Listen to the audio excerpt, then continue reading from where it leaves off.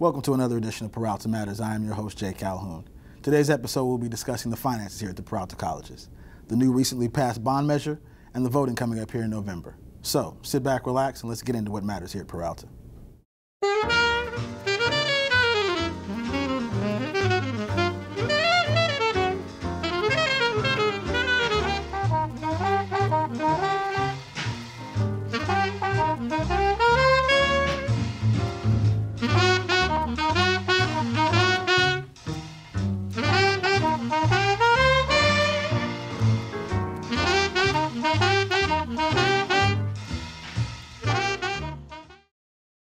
There's a saying in my native country, the Ivory Coast of West Africa, that it takes a whole village to raise a child. Learning College is my village. Learning was the closest thing to what I had when I was back home. Here I found a community, I found friends, I found people to give me advice. I'm Max Kondo, Learning College worked for me.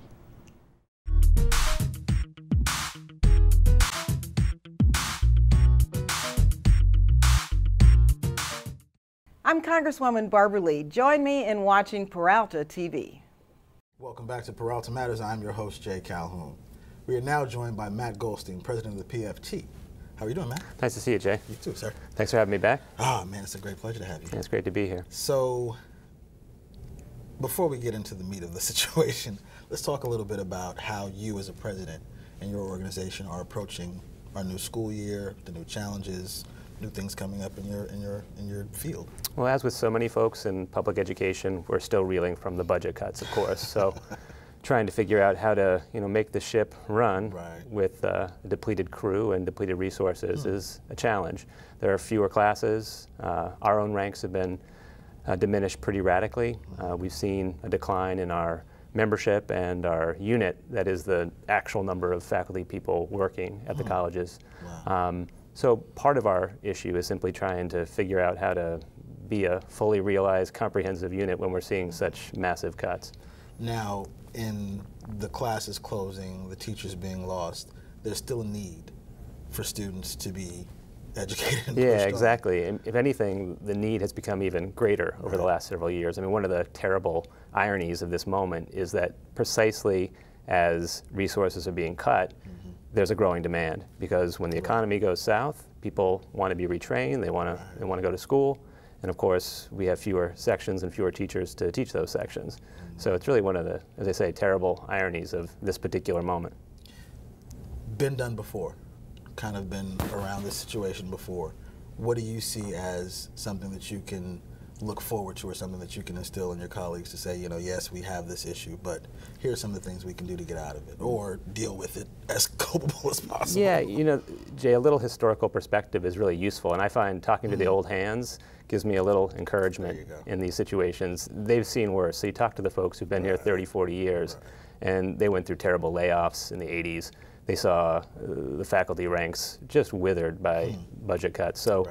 Things are bad, it's a terrible moment, but they have been worse, and in a strange way it gives you comfort to notice that the district has bounced back from worse situations. Right. There has been a little bit about the accreditation issue and the financial parts of that. How do you feel the PFT plays a role in that? PFT is involved in this insofar as we are a major faculty organization, and faculty drives a lot of the work that goes into doing the accreditation report. In this round of accreditation examination, let's say, the commission, which works out of Novato here in the Bay Area, actually cited a couple of things that bear pretty directly on the concerns of the PFT, things like the collective bargaining agreement. The ACCJC was concerned that the deal that we recently signed only runs 3 years, and that the caps placed on benefits were only soft caps. So, in fact, this is a case where accreditation has had an impact on what we do as a union, and we're seeing more and more of that. Excellent, excellent. The parcel tax that was passed a couple months ago, one, how would you say it's helping, the faculty, and as you see it as the president of the union, but also the still things that are missing, the lacking, that, although it plugged up a hole, it's just a little Band-Aid for a big gash or a big cut. Yeah, that's well put. So we've seen about Statewide, we've seen about 12% reductions overall in community college budgets since the recession began. Okay. This parcel tax, the successive Measure B, is a huge boon to the colleges, without a doubt. It's bringing in something like $7 to $8 million a year, starting in a couple of months. So we're looking forward to getting that money. What that means practically is that we're putting on more sections for students to take. We're employing more teachers to teach those sections. Excellent. And we hope it will provide more student services for students and the people who take our classes here. Right. So it's a Band-Aid, as you say, but it's a really important Band-Aid, and we're hopeful that voters across the state will also see a way to help us apply some more Band-Aids, let's say. Right. Yeah. Speaking of which, excuse me, as we approach, the elections coming up in a couple of months, there are definitely some things that the state has put together or want to put together to help and ensure that the education is important, at least in this state, if not nationwide. What are the benefits and the detriments to what can happen come November? Sure. Well, faculty, as you can imagine, are watching anxiously to see what happens with Proposition 30 in particular. And Proposition 30 is a hybrid initiative. It came out of the California Federation of Teachers millionaire's tax, and then an earlier effort by Governor Jerry Brown to raise revenue in the state. Okay. The CFT and the governor met and came up with this compromise measure that we now call the Public Schools and Local Safety Initiative. Okay. So essentially what the money raised from that initiative would bring to a place like Peralta is more resources. Excellent. Or put more correctly, it would stop future cuts. Okay. So we're looking at about a $6 million blow to Peralta should 30 not pass. So now wait, parcel tax passed, right. 7, 8. Basically you're going back to 1 if we take the 7 or 6 out of it. Are we, I'm an English teacher, not a math teacher. Real good, but I mean, in some respects, I know it's not that simple, but I mean, it sounds like you took 2 steps forward, now you're taking 2 steps or 2.5 back. There's the danger of taking a couple of steps backward, right, if 30 does not pass. Right. What it means for the state is something like $6 billion for public schools, K through 14. Wow. The 13 and 14 being community college. Right. So it's hard not to look at it negatively. That is what we will lose if it doesn't pass. Right. If it does pass, it will go some way toward making the colleges whole. Gotcha. It's still not fixing the whole situation. It won't fix the whole situation. And remember, it's only temporary as well. The income taxes associated with 30, I believe, run 7 years, and the sales tax run 4 years. So it's a provisional fix, but it's a fix that the state seems to need desperately right now. Right. There are so many other challenges that, of course, we see day to day on the campuses within our classrooms. What position as president do you take in helping your fellow colleagues deal with the students and the pressures of the finances? Right. Well, it's sort of a cliche, Jay, but I'll use it anyway. Please do. And that is our teachers' working conditions are our students' learning conditions. So making sure that we have a well-treated faculty does lead to an environment where students are treated better. So that's part of what we do at PFT, making sure that we're treated professionally, that our teachers have the resources they need to be the professionals that we know they are. Excellent, excellent. If there is any initiative that you have or besides come November, things that you want to put out there that the PFT is really charging and demanding of themselves as well as the community, what would it be? Well, one thing that we really want to see is more full-time hires. Right now, Peralta relies on a lot of part-time teachers, and our part-timers are fantastic, and they work like dogs, frankly, for less compensation than the full-timers get. It's PFT's position that it's very difficult to run 4 comprehensive colleges effectively with a flexible labor. Right. You need full-time contract faculty, and happily the district is starting to come around a little bit on this question. And we saw 21 new hires this year. Excellent. And we're hopeful that many more are on the way. From our point of view, the faculty ranks are down quite a few. We'd say 50 or 60, something like that. So 20 is a step in the right direction, but we need far more to make these colleges run as they're supposed to run. Excellent. Thanks a lot, Matt, for coming on the show. Hey, thanks for having me, Jay. It was great to be here. Yeah. We were just talking to Matt Goldstein about the finances here at the Peralta Colleges. Stay tuned. We'll be right back. BCC is awesome. Other colleges that I've been at, it's more like students keep to themselves. You're in class and then out. But at Berkeley, you make friends and people who want to help you. It's a collaborative experience. If it's something that you really want to do, then you should definitely come check us out. cars!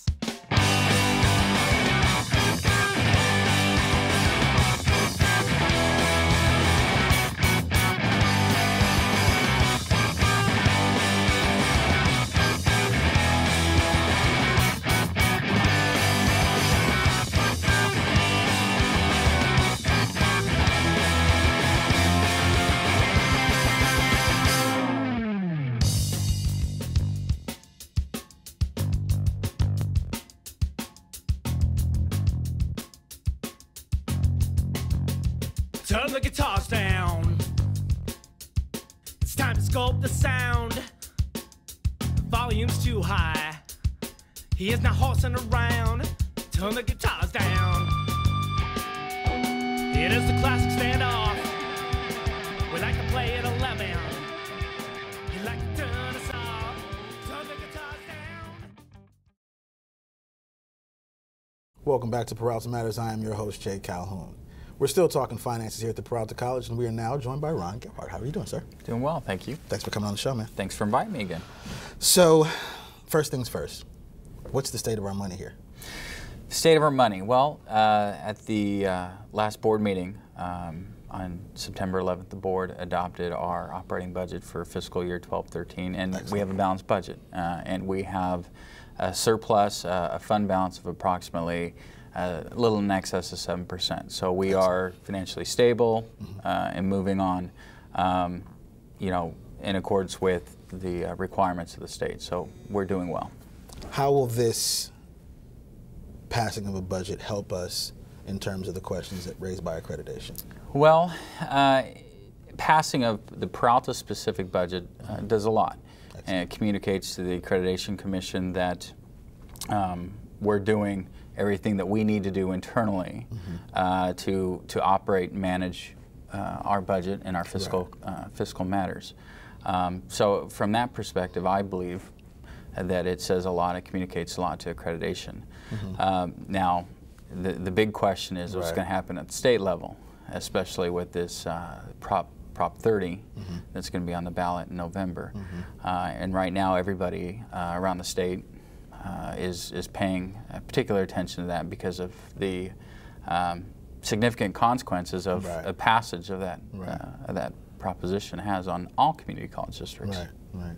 Before we get into that, we were talking earlier to Matt Goldstein about the parcel tax that just passed, right? And as beautiful as it was and as great as it's going to help, you know, I gave the analogy of a Band-Aid fixing a bigger cut. And again, not to belittle the parcel tax in any fashion or form, but with that parcel tax and now facing a November yay or nay, you know, it sounded to me as if all this great windfall in a couple months ago just to be, you know, kind of on the fence of whether or not you have to use all of that right now versus some extra help come November.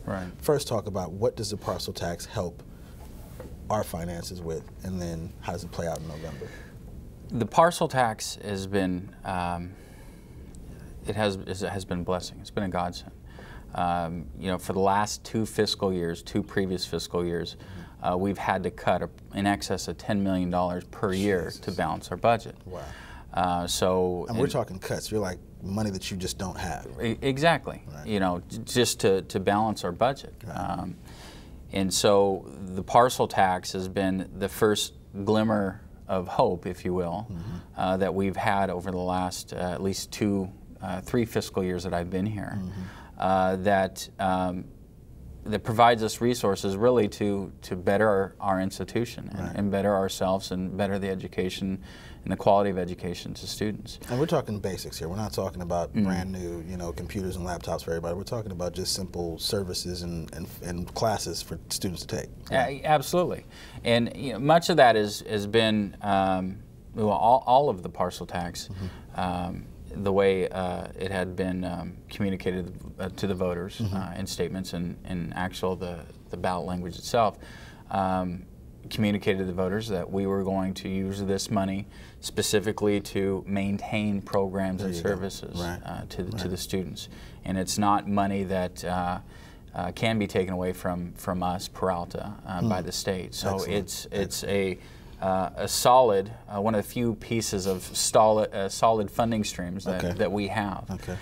So, with that commitment and the use of those funds, we've already started putting them to use in terms of going out and recruiting for some new faculty. Excellent. And in the eyes of many, these new faculty members are really partially restoring Peralta to what had existed maybe 4 or 5 years ago. Gotcha. So, the parcel tax has I think was a pretty positive statement from our voters. Excellent. And and their support and the commitment to education in our community. And we're doing everything that we can with those resources to uphold that commitment. Yeah. So now here we are, election time. November comes. To pass or not to pass, if it helps. I mean, if it does pass, how does it help? If it doesn't, how does it hurt? I like that, Shakespeare. The way we developed our fiscal year 12-13, 2012-2013 budget is one of the core fundamental principles is that we assumed that Prop 30 would not pass. I got you. So from that perspective, we're already prepared if it doesn't pass. And one of the main reasons for that is, you may recall in the previous fiscal year, the governor was going to do something similar to what he's doing now, but it didn't make it for some reason or another. Right. Yeah, on the November 12 ballot. Right. And thankfully then we kind of took a worst case scenario in terms of budgeting. Well, we did the same thing this year. So if Proposition 30 does not pass, if it fails, it's basically the status quo for Peralta. Okay. We've already prepared for that. Okay. Now, if Proposition 30 does pass, then we reap the benefits in terms of adjusting our budget to incorporate this additional revenue. So there's an adjustment. There would be. Gotcha. Yeah, there would be after the November election. So, for Peralta specifically, it means about $5.5 million in additional revenues that we had not previously counted on. Gotcha. So it's significant. It's very significant. And all of that, the way the state has been incorporating these cuts to the 72 districts in the state has been in the form of what they call workload reductions. So the state, the workload driver for which community colleges are funded off of is called FTES, full-time equivalent students. Gotcha. So how they've been implementing these cuts, these reductions, is saying basically, Peralta, we're going to pay you. We're only going to pay you for serving X number of students, which in this particular case for this year, if Prop 30 fails, is they're going to pay. They're going to reduce our funding for about 1,200 less students, full-time equivalent students, than we served in the previous year. On a dollar magnitude, that's about $5.5 million. So there's a lot riding on this election in November. Excellent. With all of that said and all of that going, how are you looking at the future of not only the finances for Peralta, but also, I remember you mentioning earlier, I think it was in a board meeting, about the ability to generate funds from other sources, not so much be so dependent on those states or on anything else, but kind of get yourself up to making some more money. How do you see this in the next 2 years? Well, in the next 2 years, for our general operations, we have three main funding sources. You have property taxes, student enrollment fees, and state general apportionment, based on FTS. So from that perspective, it's very limited. Right. Really our main opportunities for additional revenues comes in the form of outside grants from state, local, or federal agencies, or through some type of contract education agreements that we may have with community partners and businesses out there. Peralta has been very successful, at least at the part of going out there and soliciting additional grants. Right. Just I think in the last 2 weeks, we've received over $10 million in new grants over multiple years. Right, right. But nonetheless, those are opportunities for us to get these additional revenues, right, these resources, and really further our mission. Exactly. Whether they're career technical education grants or fundamental skills or anything like that. So, all to say and answer your question, our biggest opportunity has been, and we've been successful at it, in getting these, leveraging these grant dollars to support our operations. Great job, Ron. Thanks for coming on the show, man. Anytime. Thank you. Excellent. We were just talking finances here at the Peralta Colleges. Stay tuned. We'll be right back.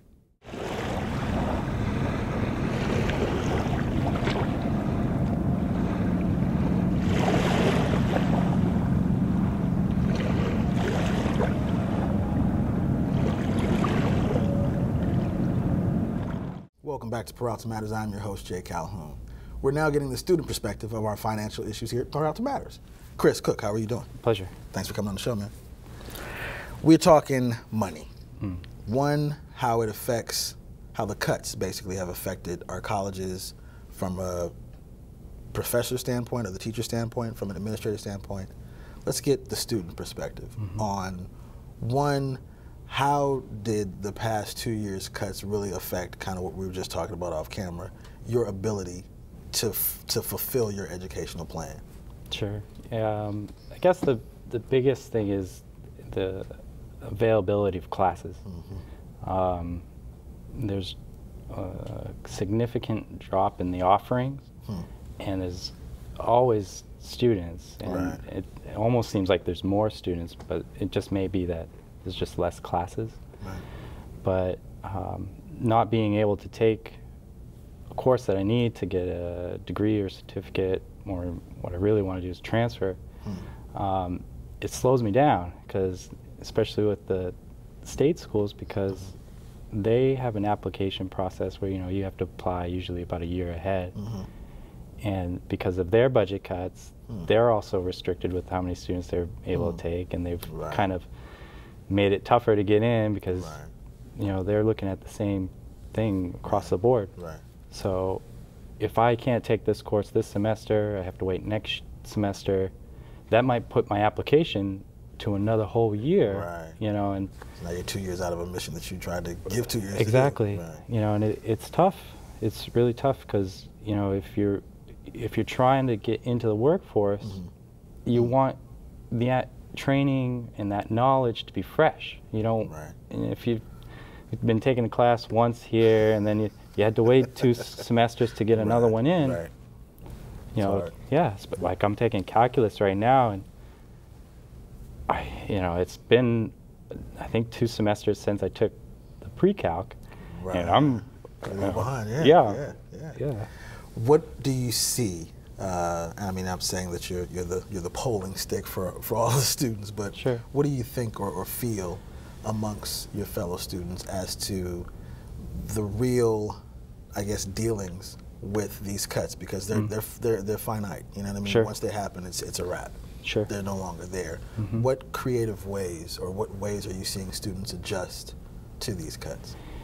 Well, I feel a lot of frustration, but out of that frustration, I see a lot of collective effort to try to make do with what we have. I was living with 4 roommates recently in a 2-bedroom apartment. That's excellent. Well, it's tough, because but space management. Space management, but it's budget management, really. And it's, the other thing is that we see the cost of the tuition go up, but we don't really see a noticeable difference in the quality of our education. And that's not an attack on any faculty or anything, but they're all in the same boat, and it's tough, if a teacher doesn't have the materials to properly instruct their students are going to be left behind. And again, when you get to that job, they're going to want to be looking for applicants that really know what they're doing. you have a unique perspective of being around the district working as well as being a student. Sure. So you could definitely see a little bit of both sides of it. Yeah. Because of that, do you feel that your empathy lies, more with the student because you are one, or do you understand the realities of some of the financial issues, as in the district is strapped, the teachers are strapped. Sure. There's nothing really that can be done to help or assist the student financially other than some moral pat on the back or an after-school program. Sure. I mean, my empathy goes to the student because my perspective is that we're a community college and that our mission is to educate the community. Yeah. I take a course called Botanical Drawing with Dorcas Moulton, and the people that are in that course, most of them are 30 years older than I am. And they're not there to get a degree. Right. They're there to continue their education for enrichment purposes. And I feel that once the community colleges lose that, we're losing a big part of our mission. And being able to offer that, I think there's a lot that can be done. I think that if students want to get involved with their student government, write your senator, your mayor. Right, all the stuff that you hear, actually do it though. Huh? Yeah, but it's, we had some energy going there, and it's hard to keep that fight up because, I can go to the protest, I can write the letter, but shoot, I still need to go to work. Yeah. I still need to put food on my table.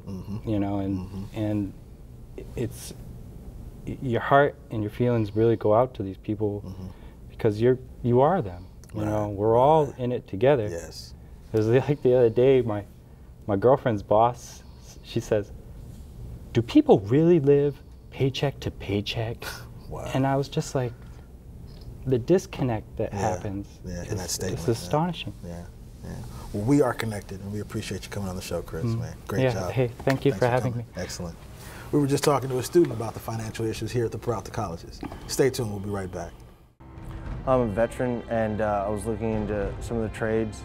Signing up for classes at College Alameda was really easy because you have the online stuff, and then the administration building was really helpful. The VA department, speaking with the dean, it was really easy to just get all the paperwork done and get going in the class.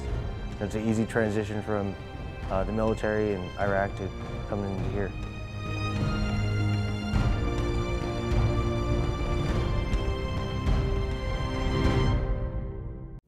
I want to thank today's guest for discussing the finances here at the Peralta colleges. And for more information, please visit us at www.peralta.edu. Until then, do something that matters.